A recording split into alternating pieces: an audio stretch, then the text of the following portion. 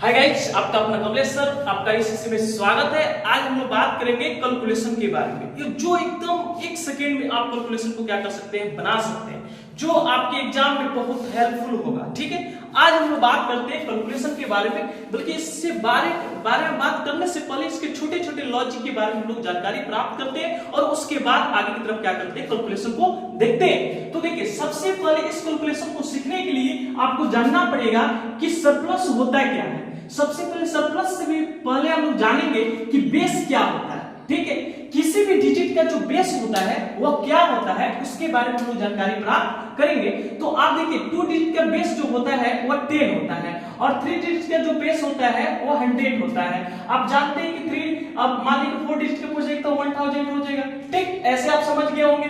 ठीक, आगे बढ़ते हैं, हम आगे देखते हैं कि अगर मान लीजिए कि आपके पास सरप्लस है तो सरप्लस का मतलब क्या होता है कि जो बेस है बेस से थोड़ा सा अधिक होता है। बेस से क्या होता है भाई, थोड़ा सा अधिक होता है। जैसे मान के चले 11 हो गया, अब मान लीजिए 102 हो गया, मान लीजिए कि 100 आपका 9 हो गया, 100 मान लीजिए कि आपका 8 हो गया, मान लीजिए कि 1000 आपका 8 हो गया। ये से आप लोग लिख सकते हैं। तो यानी आपको सरप्लस भी समझ में आया कि जो भी 2 डिजिट के जो बेस होता है उससे 3 डिजिट का बेस होता है, उससे कुछ अंक मतलब हम क्या करेंगे, अधिक लिखेंगे। ठीक है, तो देखिए एक ये समझ गए। उसके बाद हम लोग जानने की कोशिश करेंगे कि डिफिशिएंट क्या होता है। तो डिफिशिएंट का मतलब, सरप्लस का मतलब अधिक हुआ और डिफिशिएंट का मतलब क्या हुआ, कम हुआ। तो देखिए भाई कि अगर बेस है 10 तो 10 का मतलब हो गया, उससे थोड़ा सा कम लेंगे तो 8 होगा और कितना होगा 9 8 और 7 6 और 5 मान लीजिए। उसके बाद और भी देख सकते हैं, अब 99 लिख सकते हैं, 98 लिख सकते हैं, 998 लिख सकते हैं। ठीक है, मान लीजिए कि आगे हम लोग बढ़ते हैं और भी बढ़ सकते हैं। तो ये सभी के सभी जो अंक है यह सरप्लस है। क्या है भाई, सरप्लस है। तो आगे हम लोग बढ़ते हैं, पहले हम लोग जानने की कोशिश करेंगे कि भाई सरप्लस के मल्टीपल क्या होता है वह, उसके बाद हम लोग जानेंगे डिफिशिएंट का मल्टीपल क्या होता है। ठीक है, तो देखिए सबसे पहले हम जानने की कोशिश करते हैं कि सरप्लस इंटू सरप्लस हम लोग कैसे बनाएंगे। तो देखिए बहुत आसान भाषा में हम क्या कर सकते हैं, इसको बना सकते हैं। जैसे मान लीजिए कि 11 हो गया और क्या हो गया 12 हो गया।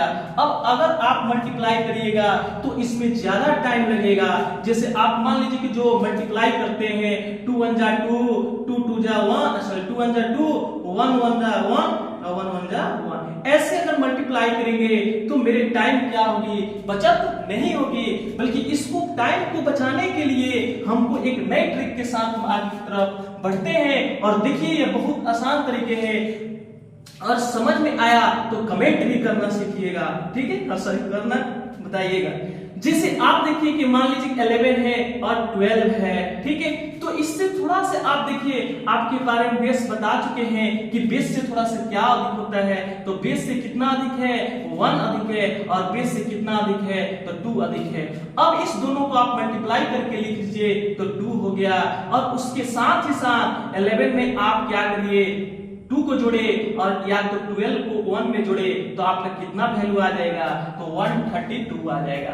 और आगे बढ़ते हैं और देखते हैं, मान लीजिए कि आपके पास अब 14 हो गया और इंटू 15 हो गया।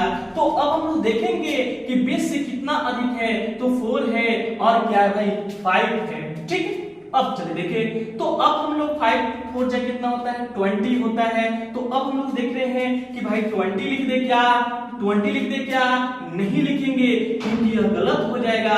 तो यहाँ पर एक प्रोसेस आपको और समझना है कि अगर आपको सरप्लस के मल्टीपल में अगर मान लीजिए कि 2 डिजिट का बेस होगा तो पहले बार 1 डिजिट का प्रयोग करिएगा।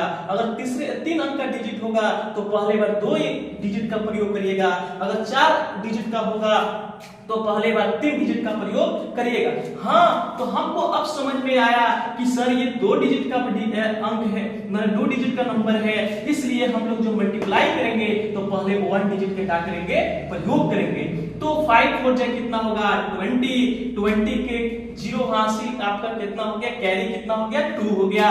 अब 14 को आप 5 में जोड़े, 14 को आप क्या जोड़े 5 में जोड़े या 15 को आप किस में जोड़े 4 में जोड़े तो 90 और 2 कितना हो जाएगा 19 to 21 होगा।